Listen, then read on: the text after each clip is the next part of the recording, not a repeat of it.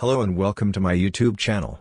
During this and other videos, I will guide you through the process of producing your own homegrown innovations. In this video, I will introduce you to a more economical and practical way to produce protein. It is known that conventional agricultural protein production requires a lot of resources even in the case of vegan products, but that is not the case with yeast. Yeast can be grown in white flour without too many nutrient additives, even during the production of the pastry itself. Don't forget to like, share the video and subscribe to my channel. When producing yeast, it is necessary to rinse the excess B vitamins, which I will show you in this clip. Feel free to experiment with different ways of making pastries just as long as you wash out the vitamin B. The baker's yeast that we will use contains all the essential amino acids necessary for human nutrition, but again, it contains too much vitamin B if consumed directly. To start, you will need about 300 grams of white flour, 1 tablespoon of salt, 1 tablespoon of sugar and a pinch of ground ginger powder.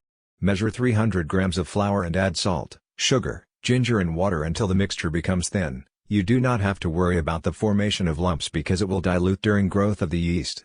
Finally, add 100 grams of yeast that you can separate from the mixture you are making. You don't have to add new store-bought yeast every time. Ginger serves as an antibiotic, it prevents the development of other microorganisms that are not yeast. Leave the mixture overnight in a warm place and cover it with a cloth. After that, keep the mixture in the refrigerator for at least 24 hours. This part of the procedure separates the byproducts out of the mixture that would otherwise give a bitter taste to the pastry. They will float in the water solution on the surface that you have to pour out and discard.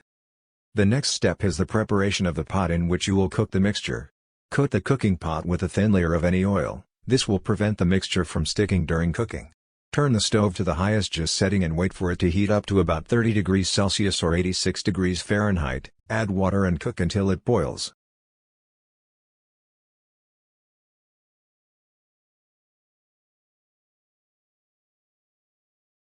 Next, add 1 tablespoon of baking powder and stir well before adding the mixture to the boiling water.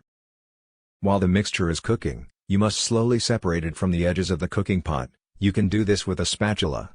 You will know that it is cooked when it changes color, that is, when it becomes darker.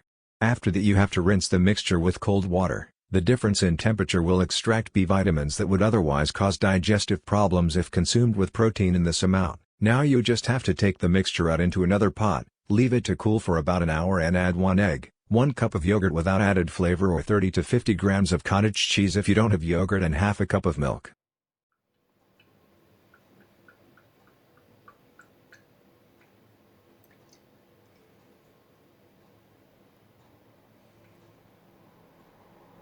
Grease the pan with oil and cover it with a thin layer of flour. Preheat the oven to 250 degrees Celsius or 482 degrees Fahrenheit and reduce to 220 degrees Celsius or 428 degrees Fahrenheit.